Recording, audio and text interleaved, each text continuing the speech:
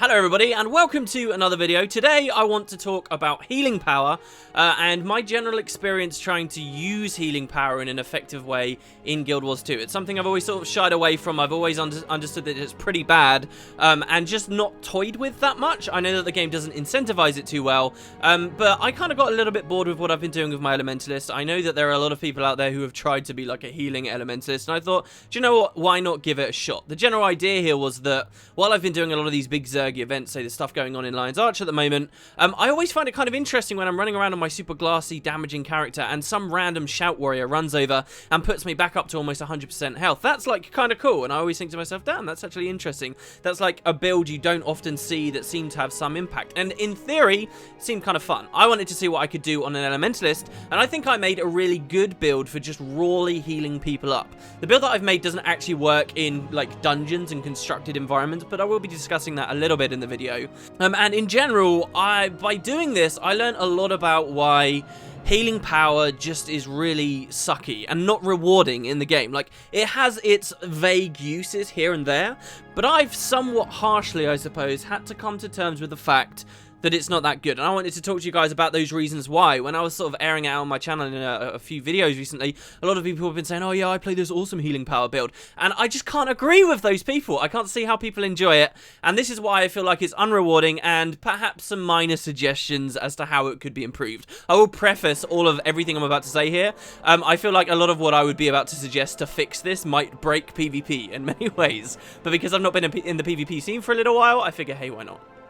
So yeah, first I'll talk to you guys about the build that I'm running a little. First of all, you will know that I'm not really a massive fan of staff elementalists, and that doesn't mean I don't try them. I did immediately think, right, well, a healing staff elementalist would be quite awesome. However, I found it lackluster compared to what you can do on other weapon sets. A healing elementalist on staff basically has 2 heal skills out of all their attunements, which are both water fields, and water fields can be strong, especially in group scenarios where people want to blast a lot, though their blasts would be better used on, say, fire fields, which I'll discuss soon enough. But basically, alone, you don't get to pump out that many heals, and my idea for my build was I want to be able to run around in these big Zergs and impress people with massive heals.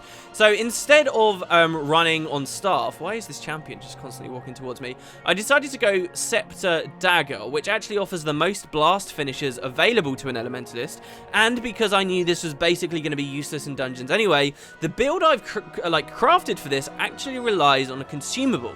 Scepter Dagger offers loads of blasts but no water fields. Well, there are consumables in this game that give you water fields, namely this one here, the Healing Seed Pod. I covered this well over a year ago now on my channel. It just gives you, on a 15-second cooldown, a water field that is continuously applying regeneration to people within it, and whenever it's blasted in, it gives you a blast heal, or it removes conditions for people that are firing projectiles through it. This water field actually lasts 10 seconds, and it's on a 15-second cooldown, so already I can maintain much longer water fields than staff could. The only difference is that the base heal on the staff abilities is slightly higher, and you can do like the staff ones at range, and maybe the field itself is a bit bigger. But this means I can now have tons of blasts and a water field altogether. There's the Zerg train coming in, which is actually good timing, I would say. Where's the champion gone? He literally just walked off past me, and they'll be looking for him here now. And I can demonstrate this to you guys while this champ train is going on. There we go, he's over here, the Kodan. I didn't actually realise that the Kodan liked to stand over here. I know he patrols, but I didn't realise it was this far. Alright, so as the Zerg comes in, this is exactly the kind of situation I wanted to be able to heal for. I'm going to run over, and I'll demonstrate to you guys the way the build works. I've dropped my water field. That's one blast I'm using there. This is a second one. Just see how many times area healing comes up. And it will come up a lot. It might be obscured every now and then because there's a lot of other fields going on from the Zerg. But as you can see, I keep blasting and dropping lots and lots of heals on people. There aren't too many numbers going on, but when you look at them, you'll notice that they are quite large numbers. They're within the 3,000 range. So that people know, typical max health for players in Guild Wars 2 is going to fall somewhere between 15,000 and 30,000. You can be lower, like a full glass elementalist is going to be like 12,000, and you can be much higher. I've played a 40,000 health warrior, but the general range is between 15 to 30, I would say. The way this build works is I can pump out about a 21,000 health AoE heal to everyone around me every 20 seconds or so, and I'll demo that to you guys right now, okay? Every blast heal I do, I'm on a full healing power setup, right? I don't want to spend too long on the video talking about the build, but this is like the basis for where all of my opinions have come from. So, and I want to demonstrate to you guys I'm actually playing what I consider to be something quite effective. So this is all healing power stuff. My healing power stat at the moment is 1,581. I do have consumables to buff that up, just down here a little bit. There is only food you can take. There are no utilities you can take, so already you're at a disadvantage there. But I can get this to about 2,000 once I've actually stacked up some life stacks as well, which I won't be doing here. But here, you'll have to take my word for it. It's about a 1,300 heal for each blast finish, okay?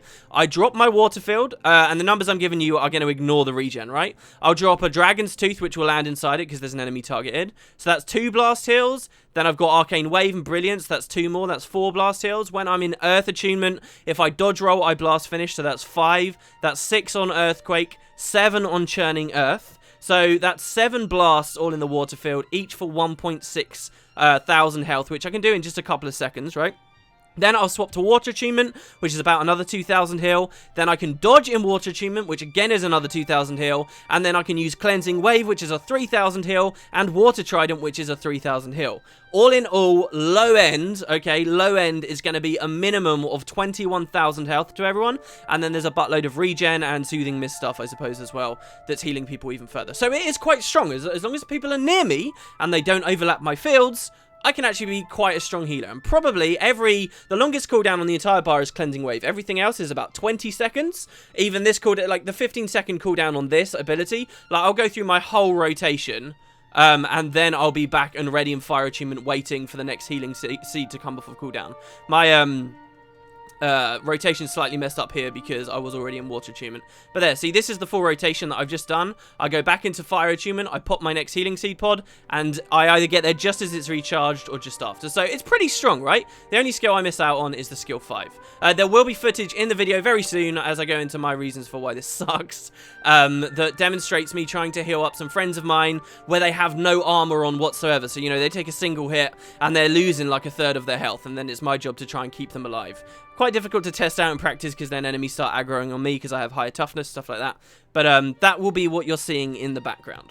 Now, why does this suck? Let me go into my reasons. I've got maybe 5 or 6 reasons why the game doesn't encourage people to go for healing power, and why this in general feels kind of rubbish. For my build specifically, I'll just go over a couple. My original plan was to feel really strong in big Zerg warfare, you know, heal out a bunch of people constantly. You're guaranteed to get the 5 targets every time, but it's unrewarding because you never see specifically who's been healed. I've done this quite a lot, and I've never like had a comment from someone saying, whoa, I've been getting healed a lot. People don't really notice. They have no way to pinpoint exactly who it is that's been healing them. You're just joining a Zerg, a splash of a whole bunch of other effects. Also, for this build in particular, it's very reliant on that water field, which can easily be interfered by, say, Mace Guardians dropping light fields all over the place, or Necromancers dropping dark fields, or Thieves dropping poison fields.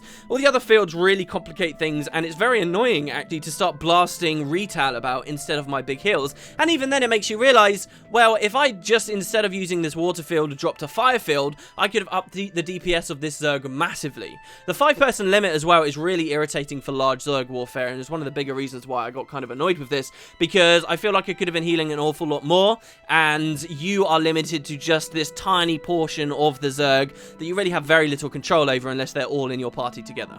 Those are some of the things that annoyed me about this specific build. I do appreciate that other healing builds out there might get around that depending on the way their skills work. Here's reason number 1. Big reason number 1 why it's pretty much pointless to play a healing class. Everyone in the game has their own heal skill. This is like a deliberate thing that the devs did. They wanted to make you all self-sufficient. No, you shouldn't have to rely on someone else. That's like one of the core tenets of Guild Wars 2. They have like this idea of a soft trinity where people can spec one way or the other slightly more. But particularly when it comes to self-survivability, the idea of the dodge roll and having your own heal skill is huge. These heal skills are on a really short cooldown. When you really put it into perspective, very short cooldown, largely a shorter cooldown than you find most other healing skills in the game that say weapon or utility based, and they don't require very much, if any, investment in healing power at all. I have never been playing like a DPS-y spec and thought, damn, I wish I had a bit more heal power so that my healing skill was pumping me up a bit more. No, it's nearly always you're dying because of large spikes of damage that you failed to dodge, or you're using the wrong heal skill completely and you're going to swap to a stronger one. So with the way that I found playing healing works is one very typical example, especially in large zergs, is players are dying. So you walk over to them, and one of the cool ideas is, right, yeah, this guy's in down state. I'll just resurrect him and he'll come up back to life at 50% health, and then I'll quickly heal him back to 100%, and he'll be like, whoa, hey, thanks for that. But the problem is everyone's conditioned so much to get rezzed, dodge roll away, and then pop their heal skill. You're nearly always just doing it as a waste of time. I find myself trying to res someone, I put them to say 90%, and then I let someone else finish rezzing them just so that the very instant they stand up, I'm ready to throw my skills down on them to try and heal them up so that they notice before they waste their heal skill. And that's just not rewarding. The truth here is that people don't need you. If they're dodging properly, and they have their heal skill, they're probably going to do a much better job of healing themselves than you can often. Even though, as I've demonstrated with my build, I can probably heal them a lot more. If I'm going to be offering solutions in this video, I think it's not really worth complaining unless you have a solution. It would be that heal skills need to have a much lower base. I know that they're primarily there to make sure that people can't have terrible builds where they're constantly dying, and that, you know, it's like a safety net for bad players, basically. This is like a lot of the way that it's designed. I think that the base for all of these heal skills should be lower so that there is that question while you're making your character. Do I actually want to go for a bit of healing power to bring myself up? Or there is now an option for other people who have heavy healing power of their own to make up for that lack in your heal skill. Right now they are just way too strong, way too short of a cooldown to ever warrant needing someone else to keep you in the match. Reason number 2, I have found this incredibly unrewarding, is not only are heal skills on super short cooldowns so people can in general keep their life very high all the time, but also every time you break combat, the game instantly heals you back up. There is no concept of attrition in Guild Wars 2. In other games, say, you might be slowly pushing into a dungeon and there's an idea of you getting weaker and weaker as you go. Maybe you've got something like an energy bar. Maybe some cooldowns in the game are designed to have really, really, really long cooldowns, like upwards of 10 minutes to an hour. So as you're pushing on, there's like this idea of resource management and keeping your team nice and high. You know, there's this idea of healing classes being out of mana and, you know, asking people to stop so that they can heal people back up. That stuff can sound like a nuisance, and it's a design decision by the devs to remove it from the game, but the fact that Guild Wars 2 has none of this means that there is very little place for you as someone trying to support everyone else and keep them up. In other games, you finish a fight and everyone's like on low health, and you get that nice period, arbitrary as it may be, where someone gets to enjoy that moment where they say, right, okay, I'm going to pick everyone back up, alright, here's your health, here's your health, here's your health. In Guild Wars 2, they don't need you. If someone's dead at the end of a fight, the fight's over, you res them up and they're instantly back at 100% health. It's really, really easy to break combat, even in the middle of fights, to the point where, again, it feels completely unrewarding to have healed that person up to 100% health because, hey, there was only 2 seconds left before that last enemy you aggro died. Everyone breaks combat anyway. Oh, and look, now they would be at 100% health, and you might have a couple of cooldowns for the next fight. It's kind of interesting to me as well the way that Guild Wars 2's development has gone with the idea of having some kind of long-term attritive mechanic. They were originally going to implement an energy system that was very much like this, and you'd use potions to keep yourself at high energy levels. They removed that when a lot of the community complained, and it looked like the replacement for this general idea was the idea of armor breaking. We're all familiar with this. If you die enough in Guild Wars 2, your armor begins to break, you lose its effectiveness. But you may also notice that as Guild Wars 2 has gone along since launch, they have made it easier and easier and easier to repair your armor. No longer is it just a gem store exclusive thing, which in itself was a pretty bad idea, but now whether you're in the middle of a dungeon, whether you're in the middle of a fractal, anywhere in the game, any kind of content, you can always leave, go to a merchant, buy some stuff, repair your armor, and go back in. There is no more idea of this, and it certainly has nothing to do with playing a supportive character. When healing is specifically about getting people's health back up, and they can do it so easily for themselves, and once they've broken combat, it's irrelevant anyway, it makes the whole idea of the role almost void. While we're on this topic of breaking combat and getting instantly back in the fight, let's talk about the rallying mechanic. This is my reason number 4 this feels so unrewarding and eventually boring to play, and the idea of you as a healing character having a serious lack of damage, right? For people who don't know, you probably all do, once you die in Guild Wars 2, you go to downstate. From downstate, you can either be picked up by a friend, or if you just kill an enemy that you've tagged, you will instantly rally. And this is a cool idea, but it does mean that it is almost always better to keep DPSing enemies down so that one of them dies and you can rally your friend than it is to stop and revive them. Look at the two situations. Situation number one, you've killed an enemy, there's one less thing to fight, you're completing the content that much quicker, and your friend's back on the battlefield. Or situation number two, where you've just wasted all that time to pick them up, and yeah, your friend's back, but you still have just as many enemies to kill as you did in the first place. And because of this, you're actually being a far more supportive character. You're doing far better keeping your team alive and keeping the ball rolling, keeping you fighting. You're being a better supporter by actually going full glass and speccing for DPS. Now, from playing this build, where I'm all healing power stuff, and I do have some power, I do have some precision, compared to what I'm traditionally used to playing, which is heavy Zerka stuff, Valkyrie stuff, high power, high crit damage gear sets, the damage that you do while you're playing as a healing character is ridiculously low. Basically, it's not an option for you anymore to try and DPS an enemy to death, especially in dungeons. You have to be trying to pick people up, while if you're playing as a DPS-y kind of guy, you actually get that choice, and you get the far better choice. Really, my reason number 4 here is 2 reasons in one. Number 1, it's the fact that rallying is such an easy and efficient way of getting people up, and the second is that if you do choose to play a healing character, the stat combinations that are available with healing power as a major stat are just abominably low and slow DPS. If you've seen the difference between a run of Zerka characters and a run of, say, healing power characters trying to complete a dungeon, it's the difference between like a 20-minute run and a 3-hour run.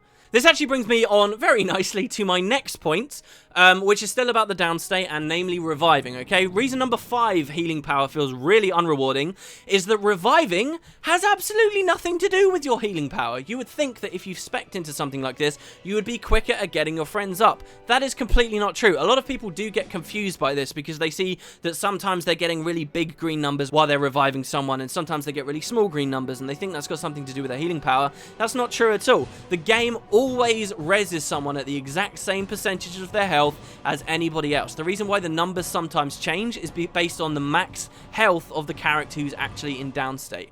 Healing power on its own does nothing for reviving people. So once again, even those people who are playing DPS specs still have the upper hand because they're reviving just as fast as you are, even though supposedly you're offering a lot more to keep everybody alive and bring them up quicker.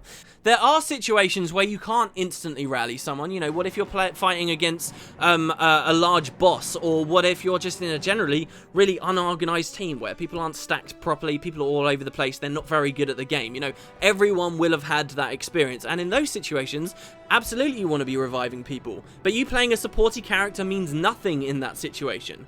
You can perhaps argue that, oh, my friends won't be down because I'm playing a supporty character, but even on a maxed out really high healing build like the one that I'm demonstrating, you still cannot keep everyone alive. This is reason number 6. You can't keep everyone alive while you're on high healing power stuff because the game is based around spike damage, and largely the onus is on you to survive, not for someone else to heal you up. The dodge roll mechanic in this game means that if you're down, it's probably your own fault. And any team that is relegating like a member of their party to try and pick up people's downsides like that is never going to be the most efficient team. And that Healy supporty guy is still going to feel unrewarded when people are going down because they didn't dodge the thing that would kill them, whether you had 10,000 healing power or 0 healing power. There is one thing that supporty characters can do to help their team. Now remember, this video mainly I'm arguing about the idea of just healing and healing power as a stat and the way it works in the game. There is a way that supporty characters can work, right? And this is by throwing out things that offer damage mitigation. I'm talking about protection and a few very rare other things that maybe buff toughness on allies in the area. Elementalists do also get Frost Aura, which will reduce damage coming in by another 10%.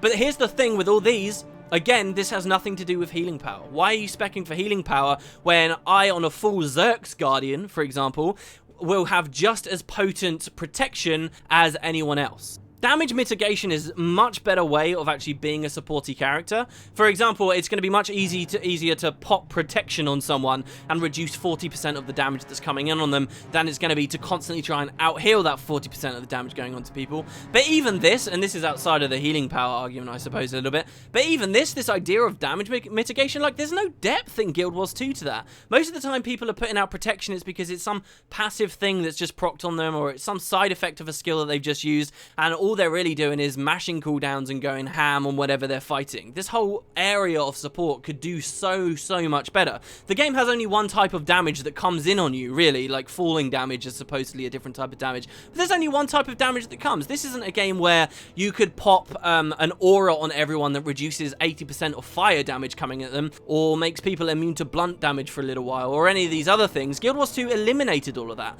in an attempt to keep the game as basic as possible and easy to understand as possible, but it means that currently, with the state of the game, this idea of damage mitigation, there is no depth. There is protection. That is the number one thing, is pretty much the be-all and end-all to the game. Everything else is really sort of minor, and especially when we're talking about the way we try and spec our characters, certainly there's very little you can do for it, and definitely healing power doesn't come into it even in the first place. I do have one final reason as well. I guess this would be reason number 7, unless I'm forgetting some other reasons here, that I personally have found the idea of playing a healing power character really kind of lame after a while, is the way that they chose to remove direct targeted abilities in the game. Now, in premise, just like with most stuff I've said in this video, I agree with their initial decision. Their idea is that they didn't want people to be playing the UI. They wanted people to be looking at the environment, the actual in-game things that are happening, and if you're going to aim a heal at someone, you're physically getting on top of them and splashing that heal down on them,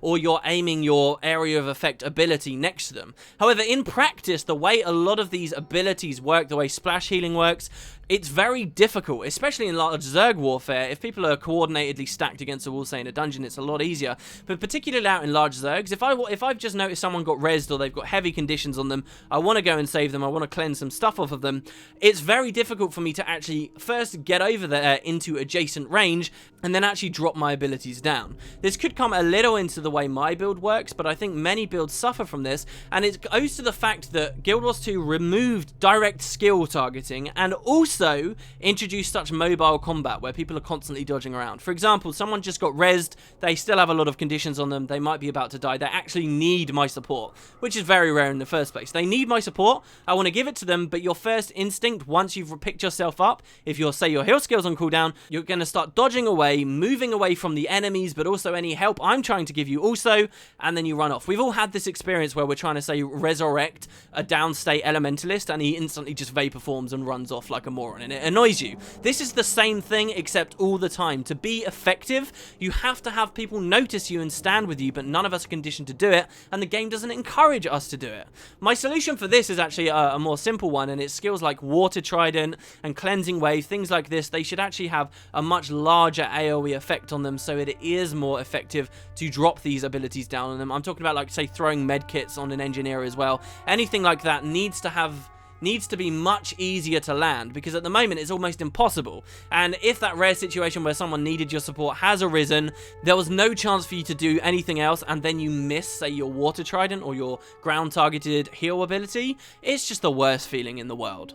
So there you go, guys. That's pretty much the reasons why I played Healing Power. I thought it would be really fun, but in the end, it just wasn't. I gotta say, one of the biggest reasons, honestly, for me, especially because I wanted to do it with the Zerg stuff, has to be the 5-man limit and the fact you never really get any credit for it. People might recognize that they've just been healed up, just like I did when I was originally inspired to make a build like this, but the truth is they don't need you. You know, I get randomly healed maxed up by a Shout Warrior, but what does that really mean? Oh, my heal skill was available anyway? Well, never mind then. Oh, my heal skill, I had to wait 10 seconds for it? Well, never mind then. I'll just break combat in the meantime. I'll move away. I'll play a little bit more defensively. People don't need you as a healer, and really all you're doing, especially in 5-man scenarios, is slowing the rest of the group down. You can support people just as well on heavy offense as you can on defensive stuff. I think the only exclusion to everything I've said in this video is perhaps world versus world based stuff, where there is a bit more of an attritive nature of the way the fights work because they linger on for a bit longer and there are many small hits that come in. But again, I feel like even then it would be quite an unrewarding role to play, and the better things you could do for supporting your Zerg are going to be CC oriented and relying on everybody to be blasting, say, in the water fields rather than you doing a bunch of stuff all on your own. So yeah, I think that's what cripples healing power in this game. Supporting in general isn't very rewarding. Those are the reasons why. I've offered a couple of solutions, but in many ways I think Guild Wars 2 at its core is just a game that doesn't incentivize it well. I know that the devs have been saying recently, oh yeah, we want to actually let people know this is a possibility, we're going to start encouraging healing power and support a bit more, but I'm a little bit skeptical, honestly, of how far they can really take that, because from what I've seen, it will be a long time, if ever, I want to go back to a healing power build. Maybe I'll try out on another class, and I'm sure many people will have dissenting opinions, which I'd love to hear in the comments, but these are sort of my top reasons. Anyway, thanks very much for listening the whole way here, guys. If you were considering playing a healing power guy and you didn't really know what it felt like, maybe this has given you some indication, and I guess I will see you tomorrow for another Guild Wars 2 video. Have a great evening, guys, and I'll see you next time.